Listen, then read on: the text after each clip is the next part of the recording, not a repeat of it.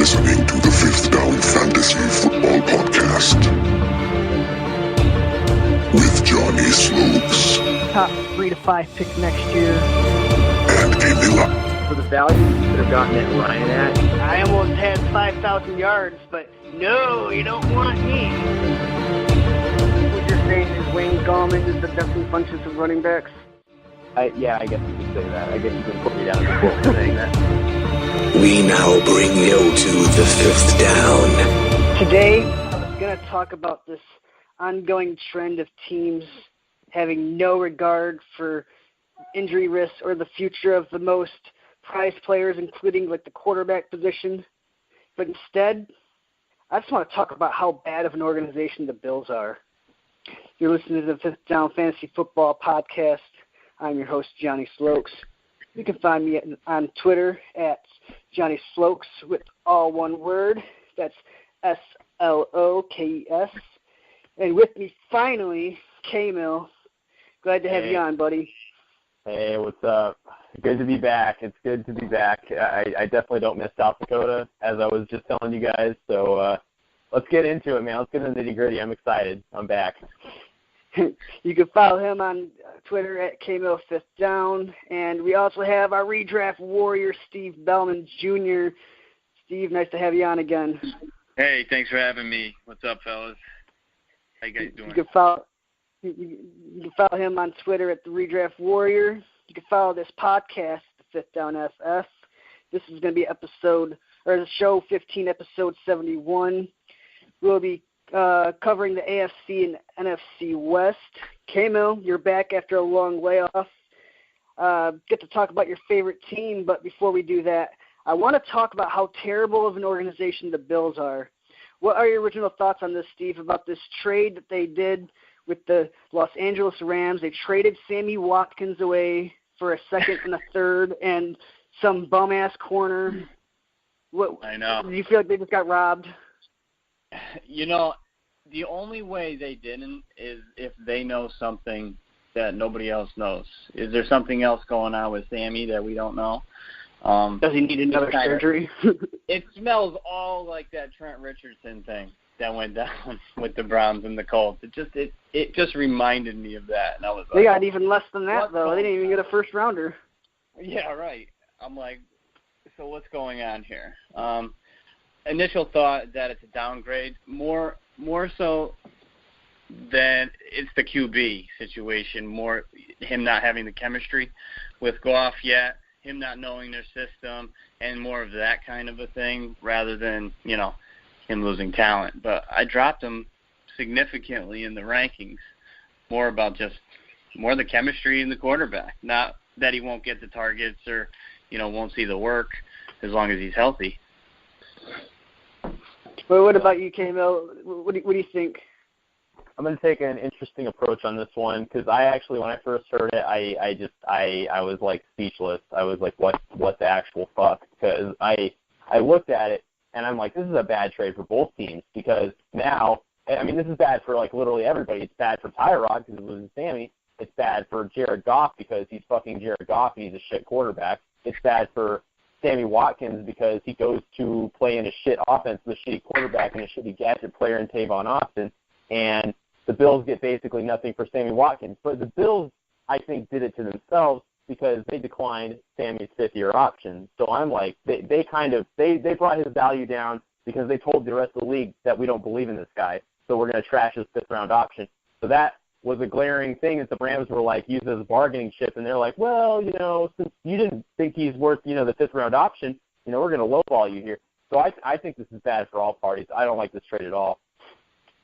Well, I was on the toilet. I was taking a shit when this went down. Like I just wiped. Perfect. I washed my hands, and then I picked up my phone out of my pocket because it was buzzing. It was the sleeper bot notification. It said Sammy Watkins traded to the Rams, and I was instantly just fucking pissed. Like I was so angry that this went down, and like thinking back on it, I think maybe I overacted a little bit, but I just felt like this was just an awful trade for Buffalo. And then it's not even like I'm a big Sammy Watkins guy. I only have one share out of him in like all my leagues, but it just made me really angry because I just felt like it was a really bad trade for Buffalo fans. Sammy Watkins should be angry. Fantasy football fans should be angry. I originally thought like he was going to be like a wide receiver 3. I still think he's going to be the wide receiver 2 though, just because thinking back on it, yes, he gets a downgrade at quarterback in Jared Goff. That's bad, but. Mm-hmm. At least he still goes into a situation where he's getting more targets because St. Louis will throw the ball more than Buffalo. And, I mean, Kenny Britt was the field stretcher last year for that team, and he had 1,000 yards with Jared Goff. So there's no way you can't think that Sammy Watkins can't do something like that, and he's more explosive than him. I think that he'll still be a low-end wide receiver, too, but he'll be more volatile than he was last year and the years before. Yeah, I mean, it's all going to depend on his health like it usually does, but at face value, I was pretty upset about this. And I know who's jizzing his pants right now. It's Matthew fucking Roll. I'm just saying. But that, he's probably getting excited about this one, being a Rams fan. But, I mean, honestly, I don't see this as being an exciting move for either team. I think that now Tyrod gets to throw to Jordan Matthews, and that's not exciting to me at all. And I'm a huge Tyrod fan. And does that change? Yeah, does that change your view on Tyrod, like where you have him ranked? Does he get a downgrade? Oh yeah, I mean now the Bills have exactly the Bills have like left him out to dry, and I'm just like wow, like they're basically setting him up for failure. They're getting rid of everything that's good around him aside from LaShawn McCoy, and they're like here. Do it. Keep doing it. The Bills are putting in their chip for a quarterback in the 2018 class. Well, I don't understand how Tyrod Taylor is so criminally undervalued every year. Yeah, they're definitely not invested in Tyrod the way they just let Watkins go. That's the way I'm looking at it. My thing is the Bills are so terribly managed. They almost botched the Tyrod contract to begin with. Yeah. They sign Antoine Bolden, and all of a sudden they think, Sammy Watkins is expendable. We don't need Sammy Watkins to win. Sammy Watkins will not help us. This is not a good player to have on your team. We just don't want him anymore. Just take him off our hands. We don't want him. There's no way he makes us a better team. Because Anquan Bolden is a comparable asset to Sammy Watkins. Well, I mean, they also traded for Jordan Matthews, so the Bills, they got 2 slot receivers and a guy that plays like a flanker. They're probably going to use Jordan Matthews as a flanker. I don't think they're going to use him in the slot anymore. Yeah, probably not. Just because, I mean, they got Zay Jones. We know Zay Jones is going to be in the slot. Like, he's a limited receiver. We know this. But he might be forced to play on the outside. They might have to put Bolden in the slot, you know? I still think Zay Jones is going to play on the outside. But you don't want a player like Zay Jones on the outside. That's not all. I think I think he has a limited route tree. It's not good. Yep, time will tell. Yeah, but I couldn't believe that trade though. I mean, they just traded for basically nothing. Like they basically just pulled the Bills' panties down, raped them, laid their seed, and stole Sammy Watkins away. What did they give away? Like a second, third, and a corner like named EJ Gaines, who got like his ass beat, like he stole something. And then they received Sammy Watkins, and then the cherry on top, they get a draft pick on top of that, a 6th rounder, but still. Hey, you're forgetting Jordan Matthews. I'm just talking about just the trade between LA and Buffalo. And then so the Rams upgrade, the Bills downgrade. They probably have one of the weaker receiving cores in the league, and likely the weakest cornerback core in the entire league. What did the Bills do? Did they do this on purpose, or did they like? Can we officially name them the worst? Can we name them the worst franchise ran in the league? Not the Browns. Browns make good decisions this past year. Bills make bad decisions. Sure, Bills have always made bad decisions. So you're like, well, this could be. Do they know something about Watkins, or they're just doing Bill stuff? I think the Bills are doing Bill stuff because. I think the Bills haven't made the playoffs since, like, 1999. I think the Cleveland Browns have made the playoffs more recently than the Bills. Jeez. That's what they have. That is true. That is true. So, I mean, if we want to go with like the worst franchise, I think they're right up there with that. I think it's time before we jump into the rest of the news and notes to do a little bit of station identification. We're part of the BS Podcast Network in the gold tier, www.bspodcastnetwork.com. We also have T-shirts on sale that are on the site for under the spreadsheet. You can also find us at www.flurrysports.org. They have the latest and greatest in sports. Subscribe to us on iTunes, and please leave us a rate and review. I do want to start reading some, so I'd like to get some reading material. Cool. Let's go into some more news and notes. We already talked about it. So the Bills traded Watkins away for nothing. They traded for Jordan Matthews. Zeke, though, is suspended. We'll get into that in a little bit, though, because we're going to be talking about the NFC East. I don't want to blow our load right now. Flacco, he started practicing. That's good, right? Oh, I'm sorry. You said Flacco started practicing? No, I'm just kidding. Yeah. No, okay, I forgot the part where I cared. No, I'm just kidding. But, I mean, yeah, I really don't care. I'm going to be honest with you.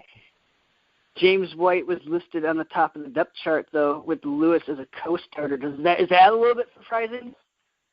Not surprising. It's not surprising to me, but I'm just waiting for the injury to happen. I think it's more surprising that Dion Lewis is named as a co-starter than it is that James White is the starter. Because James White had that amazing Super Bowl game we all know about. But it kind of surprised. I didn't think they really liked Dion Lewis that much because they signed Rex Burkhead, and we've been getting all that Rex Burkhead news that he's looking so great, and he's still not a starter. I think yet. it's all. I think veteran. I think a lot of it has to do with Mike Gilsey also has a hamstring injury too. Right. Yep. He's hurt, and like I said, they've been on the team, so that's Belichick's way. Put them on the list because they've been here and they've earned it. They're veterans or whatever.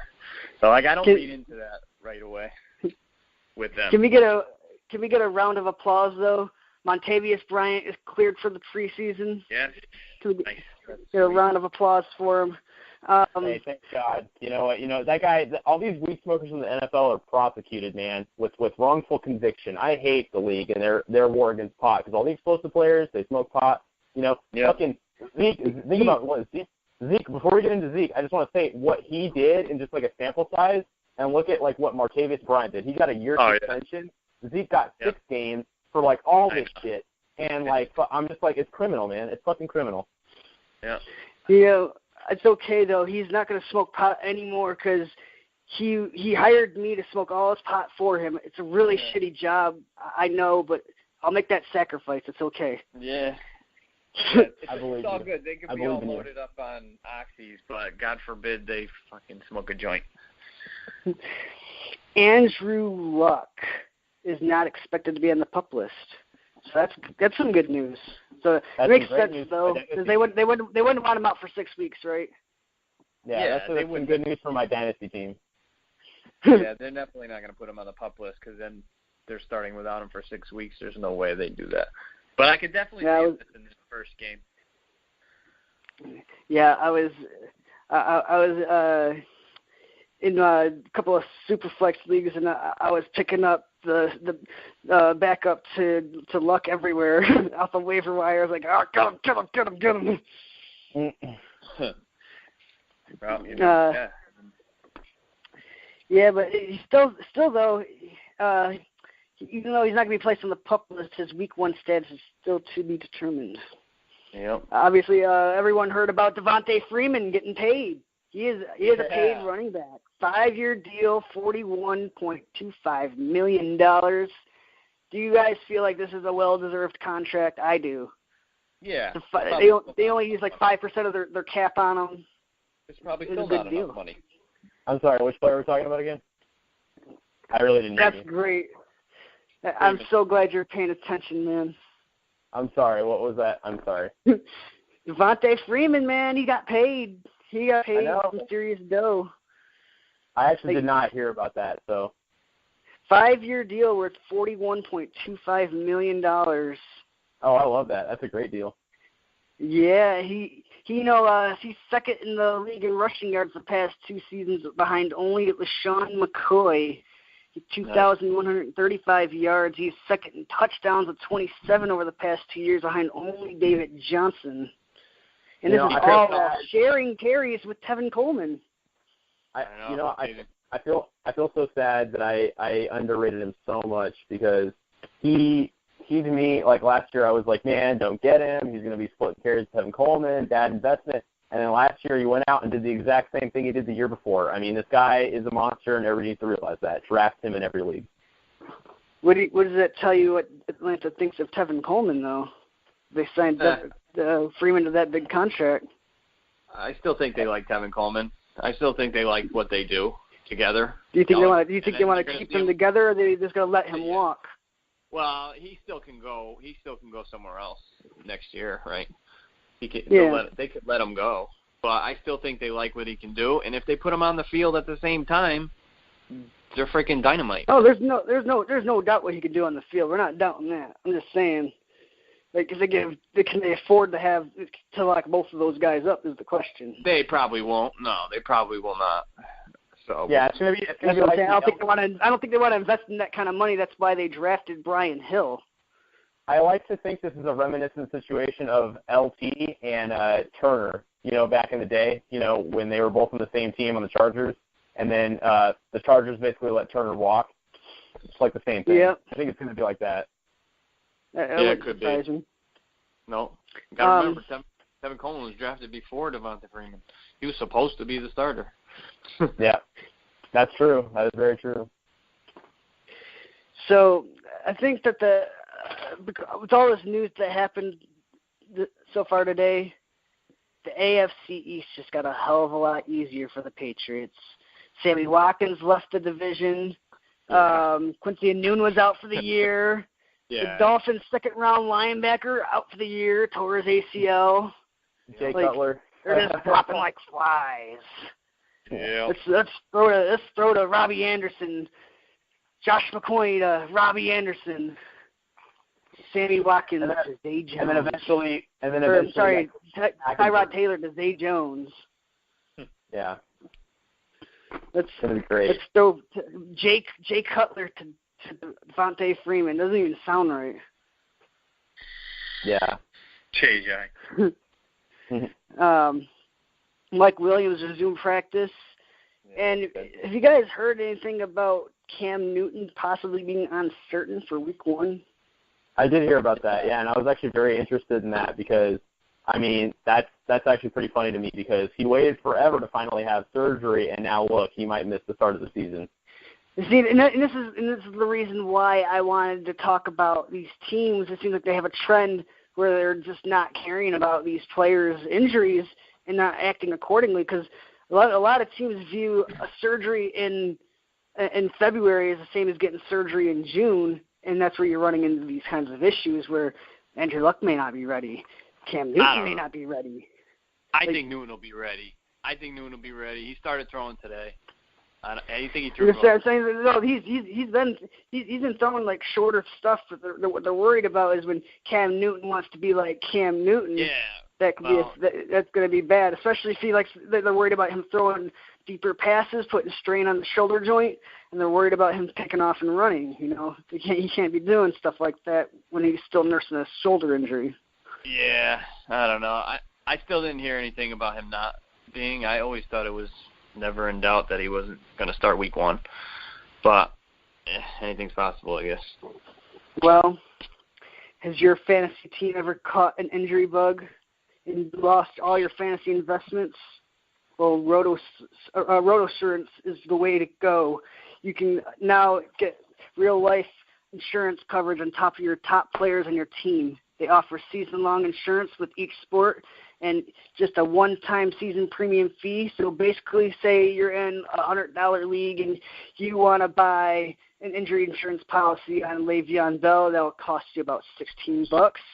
And the way they do it is if Bell is to go down for 8 or more games, they would pay back your buy-in entry, and it's like you lost nothing. But he has to be out for 8 or more games. I like it. Pretty sweet. Yeah, rotosurance.com. They got it going on. Protect your team. All right. So, Keegan, I've been saving this episode for you, man. I'm ready. We're gonna start off with the AFC West. The Broncos, they're the division champions. So we'll start off with them. Do you still think that the quarterback job is up in the air, or do you think that they're just going to take the safe route and go with Trevor Siemian? What's been the word? So, hey, the word has been that Paxton Lynch has not made the leap yet, and I was really excited when we drafted him, but it just seems like he's just I mean, it's starting to the early sounds are like he's a bust. And, hey, he hasn't done anything to prove that wrong yet. Apparently, Simeon's, been mediocre, but his mediocre has been, like when they've gone together, Lynch has been worse on those good days, like they were saying. And I think that now they're just going to take the safe route, and unless Lynch has, an excellent preseason, I just don't see it happening for Lynch. I think it's going to be Simeon, the Week 1 starter, which for Broncos fans should be, it's unexciting, I know, but at least it's consistency. I mean, this guy was the guy at the helm last year. Demaryius Thomas and Emmanuel Sanders both had 1,000 yards receiving or more last year. I mean, he's going to be like a steady rock. He's not going to be exciting, but it's going to be steady, I think. What do you think, Steve? Yeah, I think they're going to stick with Simeon too, just because, like he said, Lynch hasn't taken that next step that they want him to. I mean, you look at Paxton Lynch and you're like, dude, that's our QB, and then he just hasn't really shown it. So yeah, I think they're going to still roll Simeon out there, even though I like Paxton.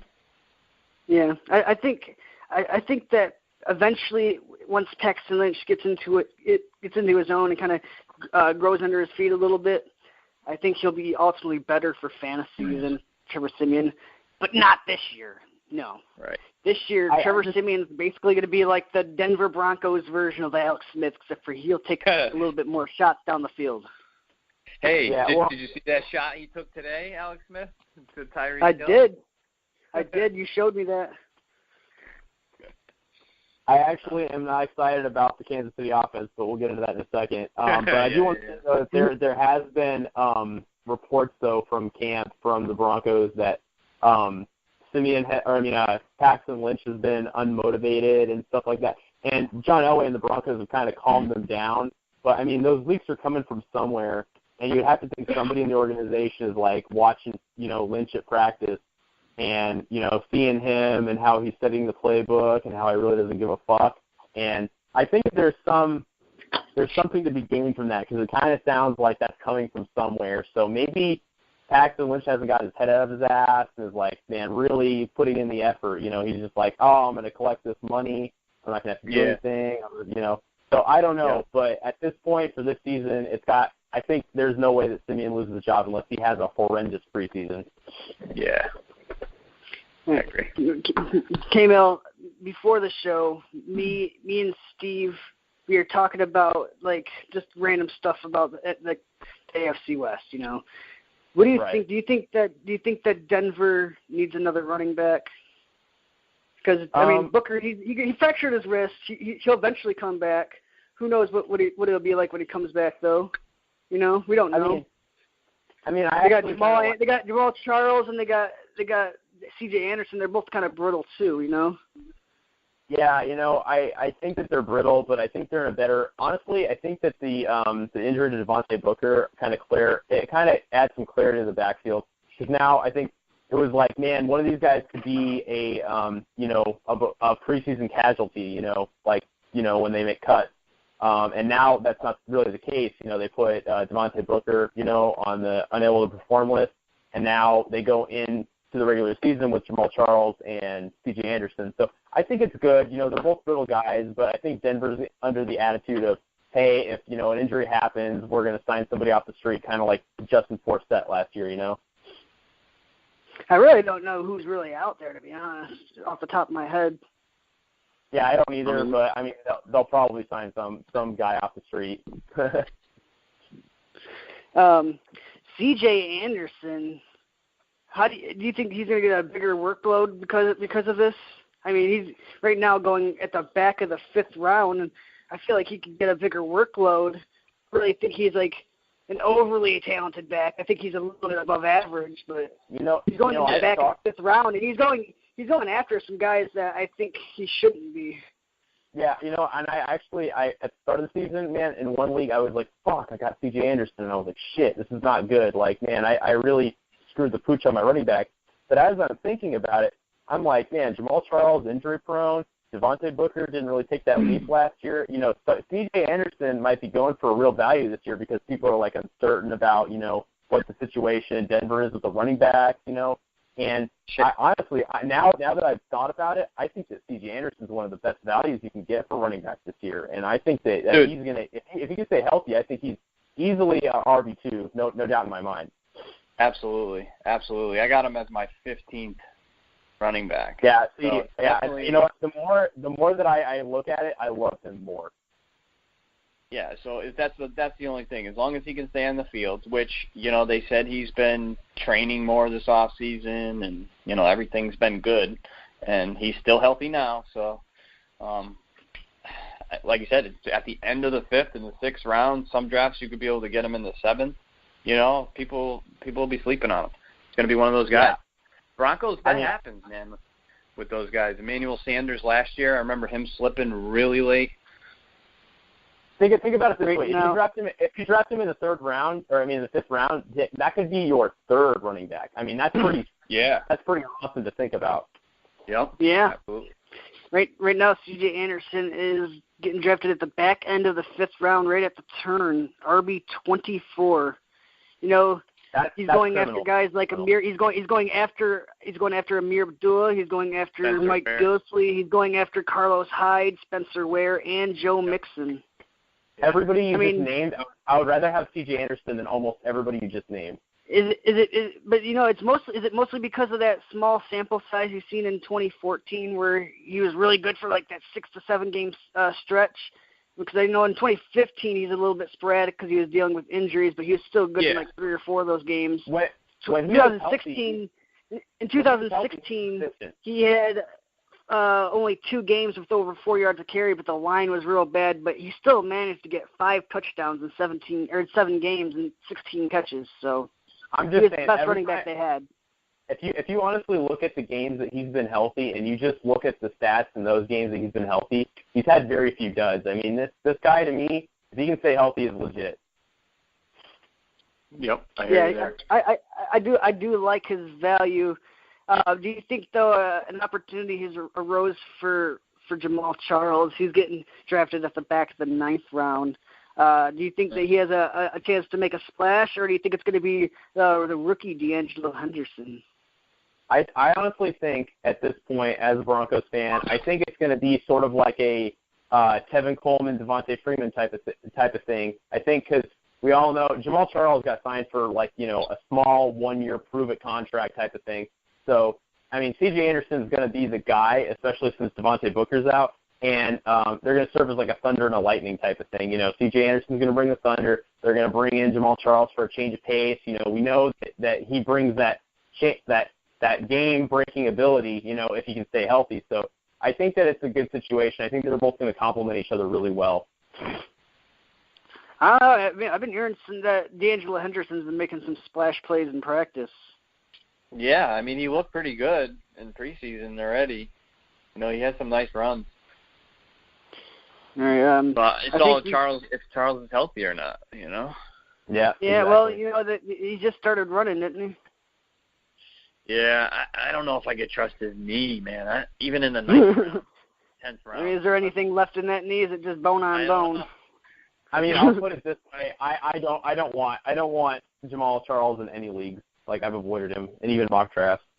You avoided him like the plague. Yeah. Demaryius Thomas, he's being drafted right now in the middle of the 3rd round as wide receiver 15.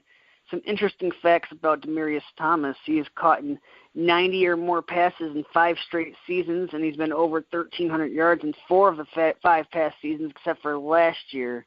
But they are talking about getting Demaryius Thomas involved more with some bubble screens, like we've seen how he had so much success with like that in the past. they're going to start to go back to more of something like that. He's had over 140 targets 5 straight years as well. And he's a PPR gem, I think, in the middle of the third round. I like his value. He hasn't missed a game in 5 years. He's very consistent. Catch rate over 60% 4 out of the last 5 years. The only year he didn't do that was 2015 with Peyton Manning. We all know how bad that was. Yeah. Only downside about Demaryius Thomas, though, is his yards per reception have gone down for 4 consecutive years, so he's playing closer and closer to the offensive line. But to combat that, he lost like 15 pounds. He went from like 230 to 215 pounds to try to gain some more explosiveness. So that's why I think they might try to use him a little bit more in the bubble screens. Hopefully, and maybe get a couple more touchdowns. That would be good than he had last year. But he still was like 13th in yards, total yards, something like that. He made it over 1,000. I think he was like 1,100. But it was his lowest total in the past 4 years, but it's still not bad for what he was working with. Still top 15, yeah. Emmanuel Sanders, I think he's an even better value than Demaryius Thomas. Emmanuel Sanders is at the back end of the 6th round, right there at the turn, wide receiver 33. Emmanuel Sanders is going to finish higher than wide receiver 33. He's just going to do that. I think he's got a very nice value. He's also another guy that gets a lot of targets, 130 targets the past 3 years. He's only missed 1 game in the past 3 years. That was in 2015. I think both Demaryius Thomas and Emmanuel Sanders, they both have a low touchdown upside, but they both present a high floor. They're your safe and steady guys, especially Emmanuel Sanders, because if you're playing in a league where you have to start like 2 or 3, 4 flexes, Emmanuel Sanders fits in beautifully. Sure, he does. Yeah. He's your flex guy. You can get him as a flex guy. He's that high-end wide receiver too, and Demaryius is that high one, and I think Sanders is that low-end wide receiver too. But they both can give you those games, and they're gonna get the work, and they're gonna be out there. Yeah. And their guys are going to be available later, so that if say that you do the 0 wide receiver strategy, these guys are both going to be available later. To where you can get them, and they're actually going to produce for you. Yep, absolutely. Yes, and I think I have a way to tie all this together at the end of the show about what you just said. I like where your head is at, Kamo. It gave me an idea, but I won't present it until later on. I won't present it until later on in the show, though. All right. The thing is, though, with Demaryius Thomas and Emmanuel Sanders is they command so many targets, it doesn't really leave a whole lot for any other receivers or a tight end or anything like that. Right. Is there any other receivers that you guys think can make a name for themselves? Maybe a Carlos Henderson comes to mind. I mean, maybe, but I think that he's going to get very limited, if anything. I mean, it's just there's going to be nothing but scraps left. Nobody that's going to be really fantasy worthy in 12 teams or above. Unless somebody gets hurt, I don't see him. You don't see Derby as a sleeper? No. I mean, again, I feel like I've heard that before. I don't know. I like I said, other than Demaryius Thomas and Sanders, you're going to really want anybody. That's like a coma sleeper. Derby? Are you kidding me? Is there anything else you guys? All right. Before we move on to the next team, who do you guys see winning this division? This is a tough one to call, I think. I mean, you got Denver with a great defense. Kansas City has a great defense. Oakland has a great offense.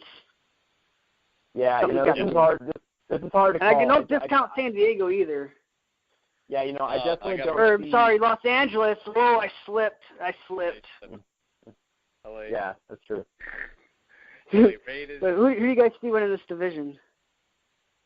Go ahead, you guys. Raiders. You going with the Raiders? Yep. Well, why are you going with Oakland? They have no defense. Oakland because I got them scoring a shitload of points.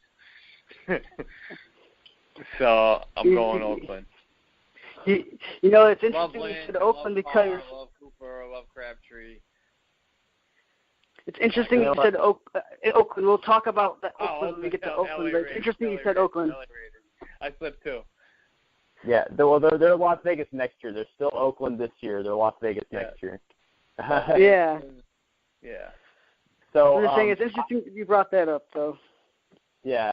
So I'm gonna be the crazy one here, and I'm gonna definitely say not Kansas City because I don't like what they did by letting Jeremy Maclin go like that. And now they're gonna put, we're gonna talk about this in a second, but I don't like what they've done. Basically, I'll just put it that way before I blow my nut here. And I don't think it's gonna be Kansas City. I think it's gonna be Denver and Oakland. And I think just go ahead and say it. I'm not going to say. I'm not going to say what you think I'm going to say. I'm actually going to concede to Oakland, as much as it pains me to say, because they do have like an offense that will put up insane amounts of points. And I don't know that Denver's, because Denver has a shutdown defense. We all know that, and I think that they're going to be even better than they were last year. But I just think that Oakland's going to put too many points on the board. Yeah, and Denver's not going to be able to win a shootout with Derek Carr, So I'm gonna say Oakland. It pains me to say it, but I'm gonna say it just because Denver lacks like a true franchise quarterback. So I'll say that. You guys both say Oakland, so I guess we'll talk about Oakland now. Even though Oakland's not going to win the division, we'll talk about them anyways. But yeah, Oakland, you say Oakland because they have this great offense, but what you don't realize is Derek Carr played terribly against Kansas City twice and against Denver once last year. So I think both of those teams have Oakland's number. So I really don't see Oakland winning this division. It's going to be coming between Denver and Kansas City. I don't think the Chargers are going to have enough to win this division, but it's going to be between Kansas City and Denver. I think both of their defenses are going to be able to shut down Oakland's offense. Wow, hot take. Well, yeah. Derek Carr, he has yet to crack the 4,000-yard mark in his career. He had 5 games or more with 3 touchdowns, but he only played Denver once last year. He was underwhelmed against good defenses like Kansas City, Baltimore, Denver, and Jacksonville. He had 8 games under 250 yards. He's being drafted at quarterback 6 right now. Hear that, quarterback 6. You think he's the 6th best quarterback in this league? I don't know if he necessarily finishes at quarterback 6. He's getting drafted right at the beginning of the 7th round. I just feel like there's better values in this draft than Derek Carr. Oh, yeah. I've got him a few spots after that. But he's in my top 10. He's in my top 10 this year. I personally, any quarterback within the top 10, I'm not targeting. I'm looking for that, like, Thomas. I'm looking for that sleeper quarterback. I'm looking for the value. Sure. Yeah, that quarterback. Definitely. Yeah. Mm-hmm. Sure. That's what I'm definitely doing. Most likely, unless somebody crazy drops. But just say fuck you guys and draft Carson Palmer. Yeah. I would draft Palmer. Yeah. I think he's going to have a bounce back year, actually. I just want to win with a bunch of players that people are like, man, why the fuck did they beat me with these players? Yeah, that was funny. How the hell this burnout? Like, but I think though they probably will throw. I think Oakland probably will throw the ball a little bit more. I mean, they signed Marshawn Lynch. How many touchdowns do we think he gets this year? I'm going plus 10. You're going plus 10. How many are you doing, Kamo? Yeah, I think I'm going to agree on this one. I'm going to say plus 10. Okay, we're not far off. I got him like 8 or 9. Okay. But yeah, anywhere from that 8 to 12 mark, I think is a pretty good prediction. I'm saying if he hits that mark, are you happy with taking him in the 3rd round? Yeah, I think you can be. Yeah, I think I'll be all right. I was originally really low on Marshawn Lynch. I started to move him up though. I mean, he's always been up pretty high in my ranks. I think he was. I forget where I have him now, but he's in my top 10 too. And you're getting drafted as running back 13. So I have a feeling he could definitely go over 10 touchdowns. And if I could get him as my RB2, I'd be happy. I'm going to be the jackass here and just say that I'm not targeting him in any of my drafts because I feel like the hype is just too much on him. Like a guy that, just came out of retirement. We don't know what kind of shape. Yeah, we don't know what kind of shape. Hold on, let me finish. We don't know what kind of shape he's in. We also, his last year with Seattle, he had, a long list of injuries that he was, nursing. I'm just saying, he's a guy that, I look at a little risk factor like thing, and I just, I don't want to touch him because I know somebody's going to draft him way higher than he needs to be drafted, and I'm not touching that. I mean, I've seen him in the second round. Latavius Murray finished as the 13th running back, 800 yards, 12 touchdowns, and he had like 35 catches. I feel like you just slot Lynch in there for those. He can do that too. Yeah, he could do that, So that's where I'm going. I think he can be a little bit better than Latavius, so that's why he's in my top 10.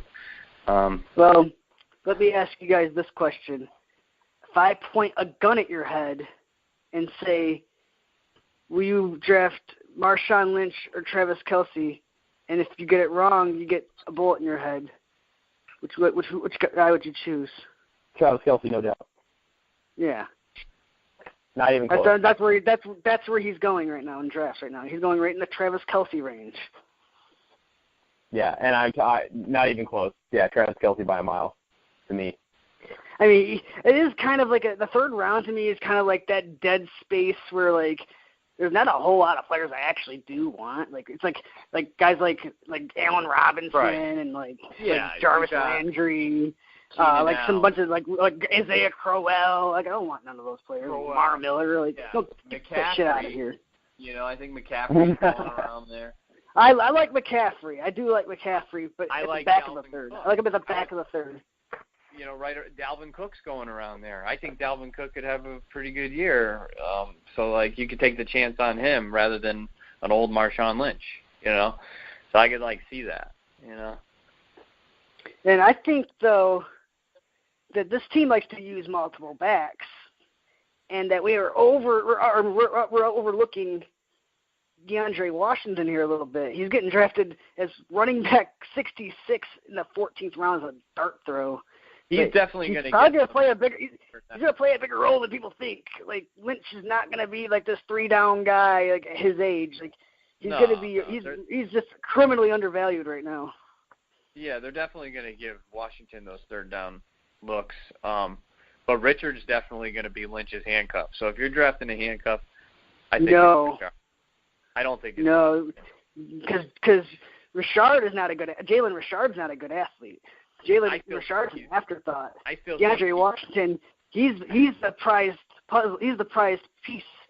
They drafted him originally to replace Latavius Murray, but they're like, he's not quite ready yet. I think he's just more of like a dasher, I think he's just a better. When I look at Jalen Richard, he looks like he's so awkward when he runs the ball. Like he looks so indecisive.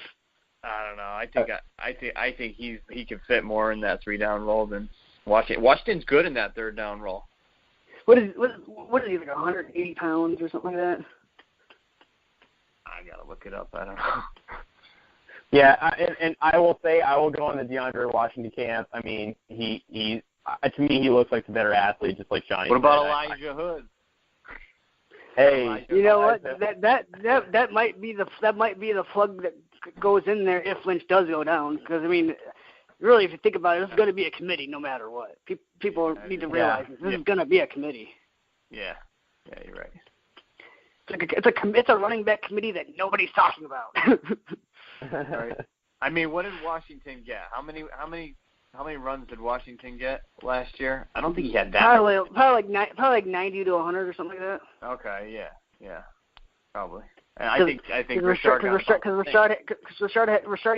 about like 80 or 90 as well, and then Latavius Murray had like 210 or something like that. Yeah, I feel like Richard was out there a little bit more than Washington last year. He got more. I could be wrong. I'm just trying to pull this up off the top of my head, but they have Amari Cooper. They have Michael Crabtree. Amari Cooper, wide receiver 8, getting in the middle of the 2nd round. I feel like there's probably a chance that you can get Dez over him, hopefully. Yeah. But I think it's not a great value, but it's still better than any running back that you can get in the 2nd round, in my opinion. Yeah, I like where Amari's going right now. I mean, to me, I think that next year is going to be his leap. I think that Crabtree is getting up there in age. And I think that Amari Cooper is going to finally have like that true breakout season where, you know, he puts it all together. And so personally, where he's going, I like that, and he's a guy that's definitely getting drafted as a wide receiver too. You could pair him up with Julio Jones or Mike Evans. Yeah, and I love that. I could wait for Crabtree. I'd wait for Crabtree. Like, I know you're a big Crabtree guy. And there's good reason to like Crabtree over Amari Cooper. There really is. I mean, it sort of depends on what strategy you go into it with, but I'm not going to blow my load on that. Take a little bit of a leap, I would think, a little bit farther. But like, he still had a ton of yards last year, Cooper. You know, I think he was eighth in yards. They were both Amari Cooper and Crabtree were both over 1,000 yards. Where they differed though was Michael Crabtree had 26 red zone targets. Amari Cooper only had 17. Amari Cooper was only third on his team. Seth Roberts had more red zone targets than Amari Cooper. But people are like, why don't they throw the ball to Amari Cooper in the red zone? Well, they did. They threw the ball to him 17 times last year, and they only completed 5 of those, and none of them were for touchdowns. So maybe they have a good reason not to give him the ball in the red zone. Because if you also go back to his rookie year, he had 8 targets. Yeah, 8 targets in his rookie year, and he scored, I think, 2 touchdowns. So he has 2 career red zone touchdowns in his career, and he scored 11 touchdowns. So he's getting most of his touchdowns from not the red zone. People have like this assumption that short touchdowns are bad, or short touchdowns are good, long touchdowns are bad, but I kind of like both. Don't you think? Right. Well, now they got Jared Cook, dude. Jared Cook, he could be down there getting some red zone looks. See, Michael Crabtree has 29 more targets than Amari Cooper the past 2 years, 16 more red zone targets, 7 more red zone touchdowns, and he's going a whole 2 rounds later. Yeah. But like Chamberlain said, he's getting older. Cooper's still young. That's all I'm saying. That's my big point about it. Eventually everybody's going to start hitting that downward spiral, and you don't want to be on him the year that it happens. I keep saying when that was Tom Brady. You'd rather I get a lot of hate with that. Yeah. Yeah, you jump ship a year early rather than. Always. I said that about Adrian Peterson last year when he was going way too high. I keep saying that about. Good call. I keep saying that. Braden Marshall. I did say that, and I keep saying it about Tom Brady too, and I'm like, it's gonna happen one of these years. It's gonna happen, so I just stay away from it. Yeah. Yeah. I did that with Lynch, and then he went to Seattle, and he destroyed me. And I never doubted it. And I never doubted it after that. Amari Cooper, he had 4 games last year with at least 130 yards, but on the opposite spectrum, he also had 9 games under 60 yards. So he's very streaky, it seems like, so far early in his career. That's true. So that's something you got like. It's something you'd like to see him improve on. That could be improvement with the quarterback too. Yeah, because last year I tried a Derek Carr and Amari Cooper stack. I thought, this is going to be pretty good. But because Amari Cooper was inconsistent, it made my entire team inconsistent. Right. When it doesn't work out, it hurts.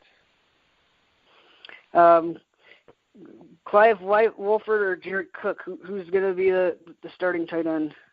Got to be Cook. I would think it's got to be. They did go out and sign him. Yeah, you know exactly. what? I'm gonna say who the fuck knows. I mean, honestly, at this point, who knows? Does it really matter? Yeah, it really doesn't matter because honestly, like Wolford, he's the more talented. I mean, he's like the more budding kind of guy that you can put the quotation marks around. And then you got Jared Cook, who's like the quote unquote proven veteran. I say that very lightly because he's not very proven. Well, yeah, every offseason. Well, what's he going in, like his 3rd or 4th year? Yeah, with like 3 different teams now? No, I'm talking about Wolford. Oh, Wolford, yeah. It's like his 3rd year, I think. Yeah, I mean, they've been trying to develop him, and it just didn't really. Maybe they felt like they needed an extra red zone threat, so they're like, let's get Jared Cook. Yeah, true. I mean, I think that if anything, it's really not going to matter. They're both not going to be factors. They're both going to be on the waiver wire. It's gonna matter in our staff league, because the staff league is going to be a 2 tight end league. That's true. Yeah, 2 tight ends, Boom. 3 quarterbacks. Yeah, 3 quarterbacks too. Yeah, it's Fuck, gonna that's be crazy. That would be crazy. Let's round out the AFC West with. Oh, I'm sorry, we didn't talk about what do you call it? The Kansas City Chiefs yet. No. I was about to just move on to the Chargers. We'll talk about the Chiefs first, though. Obviously, they drafted Patrick Mahomes. He's not going to start though, but I do want to watch him play this preseason to see how he looks. But Alex Smith is still the quarterback this year, probably even next year too. But the only way Alex Smith and fantasy football goes together is in a super flex. He's my last option as a QB3, but he can be used as a QB2. But I'm greedy, and I want him as my QB3. Yeah. Well, you know he's not going to throw, like, a ton of picks and, you know, destroy your team. Won't take shots. I mean, you showed me the clip of him taking some shots in practice. It was good. Yeah, I don't know. I think he'll take some shots now just because, you know, he's going to be like, all right, why am I going to be, like, consistent? Didn't we see him take some shots when he was with San Francisco when he was playing Drew Brees in the NFC Championship? You know, like, he can do it. Yeah. He can do it. He could. Do it. Let's do it. Come on. Give it to Tyreek Hill. Just throw it. You know, I'm so low on Tyreek Hill this year.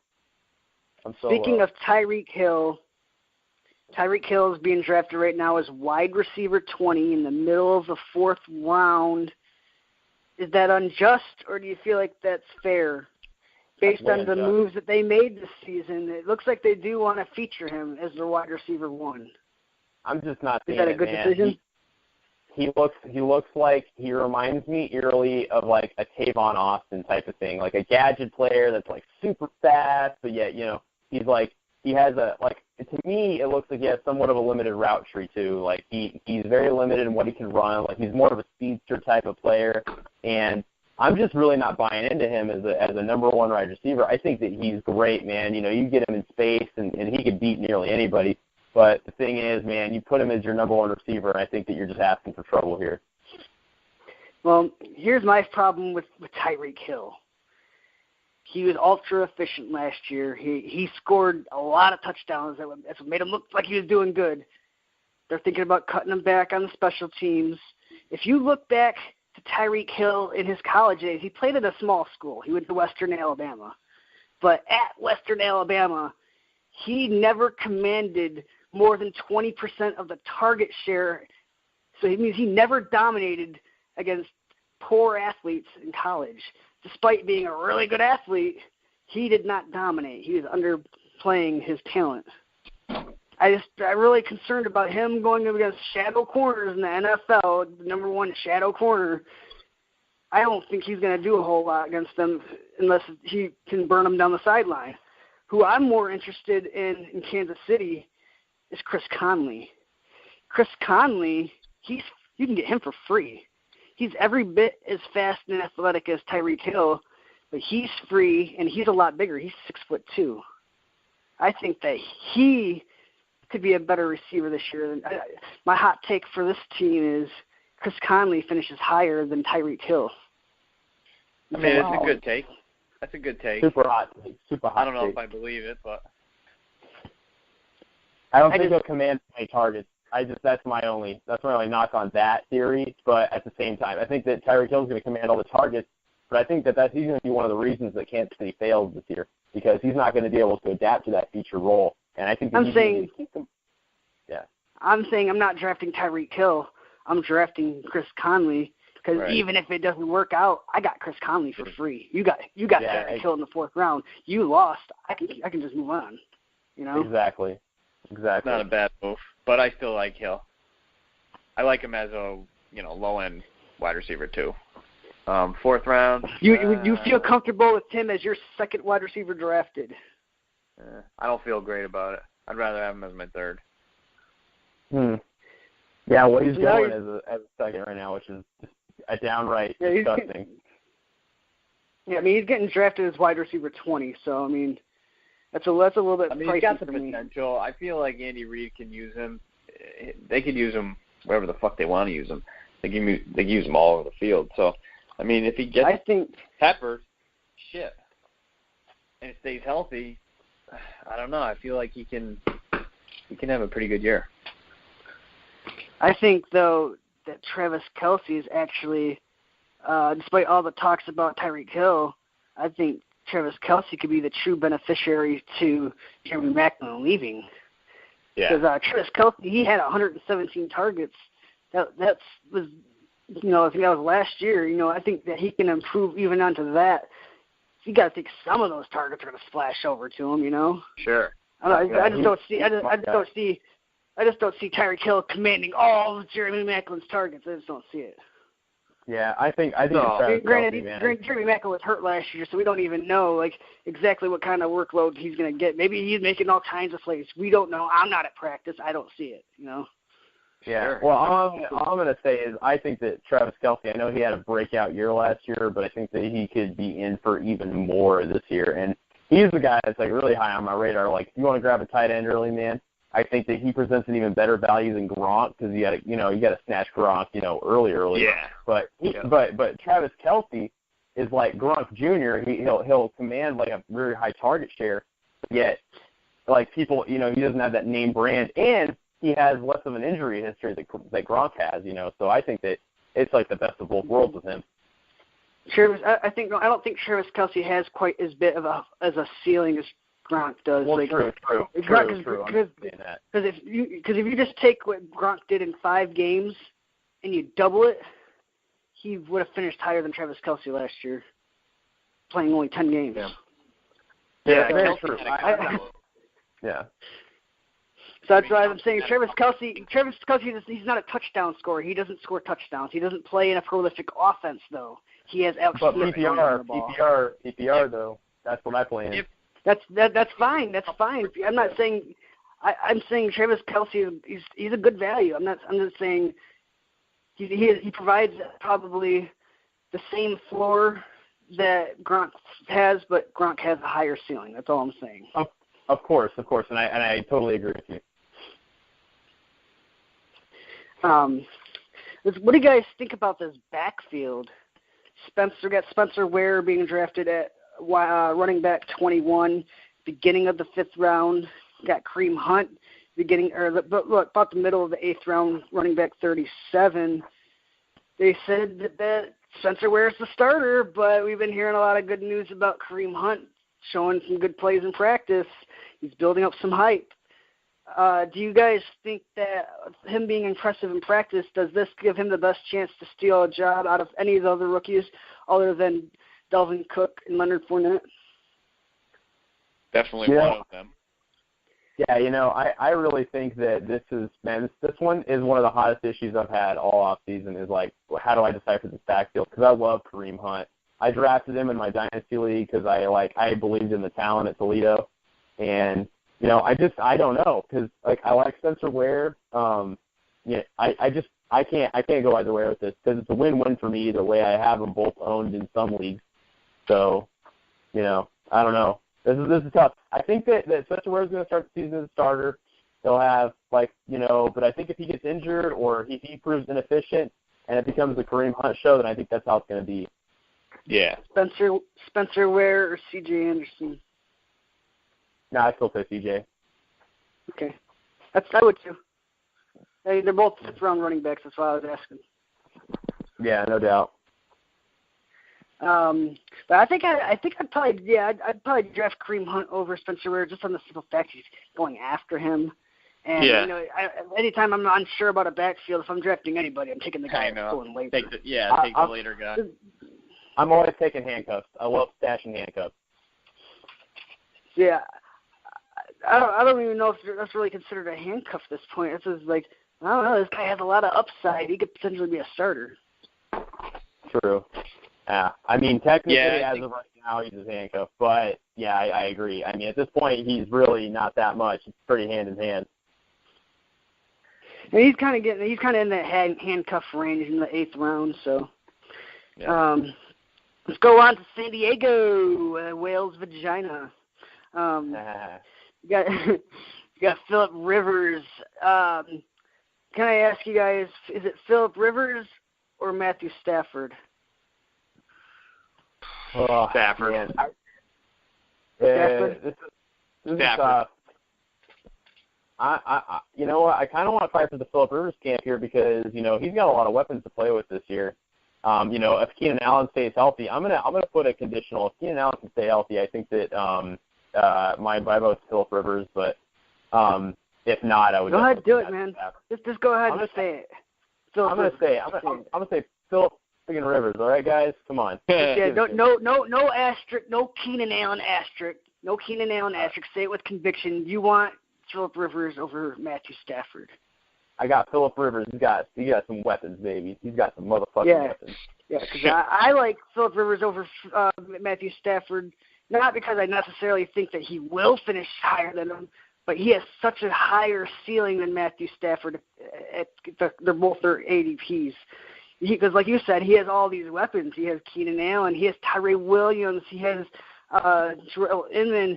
I think Mike Williams. I think Mike Williams is resuming practice too. I didn't even name him. They got Hunter Henry. They got Antonio Gates in his twilight career. Benjamin. He's got so many people. I don't know who I'd really want to draft, like in terms of receivers or tight ends or anything like that. But I do know I want Phillip Rivers because he's going to be the one throwing them the ball. Yeah. And then by week 6, when there's nobody left because they're decimated with injuries. No, what you do is you have Phillip Rivers for 6 weeks, and then you trade him for Matthew Stafford. Yeah.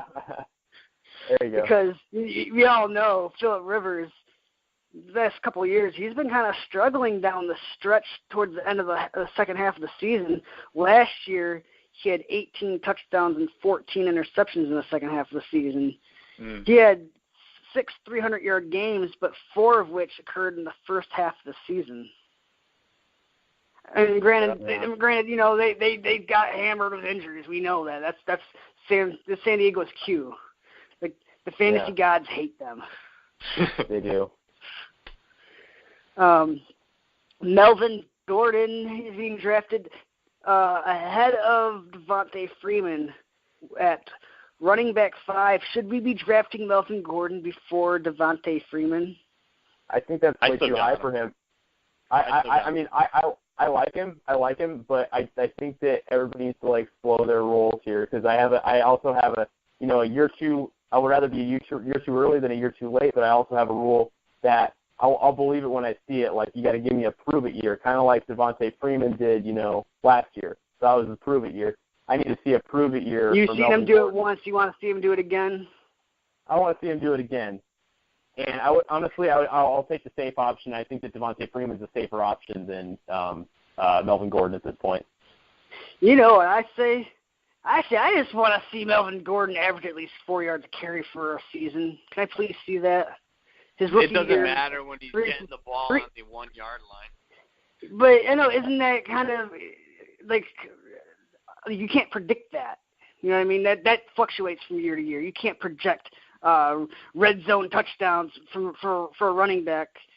I mean, I guess he does play for a good. He plays for a good. He plays for a good offense, so that's what's in his favor, and that's why he's being drafted in the first round. I've always I loved him when he first came into the league. I thought he was going to have a huge year. He had 52 carries last year in the red zone. That was 4th. Do you think he has a for sure 3-down role? Yeah, definitely. Yeah, I think he checks the box in that aspect too. Absolutely. I only ask because it seems like they want to try to get someone that can be like a 3rd down, like a satellite feature back, something like that, but it's just there's no one else over there, Yeah, they're going to try to get Brandon Oliver mixed in there, but he's got to stay on the field too. So, I mean, if Melvin Gordon's going to get the ball, run the ball 20 times, they're going to be down in the red zone. He's going to have a chance for a touchdown on a week-in, week-out basis. And if he gets 3 to 5 targets a game, he's got a chance there to give you another 50 yards and 4 or 5 catches. That's another 10 points. So even if... I don't know if he'll get 4 or 5 catches a game, but he had 41 last year. Last year he had, He averaged 5 targets a game. I mean... No, I'm talking about receptions. No, receptions, yeah. I mean, he averaged at least 3. Had to be. Yeah, he had 41 last year, and he improved from his rookie year. So I think that he can lock down that 3-down role. Yeah, he's being drafted right now at the tail end of the 10th round, or the tail end of the first round, 10th pick overall. I think it's basically one spot in front of Devontae Freeman. That's where you can't really go wrong. 5, and I got Freeman 6 now.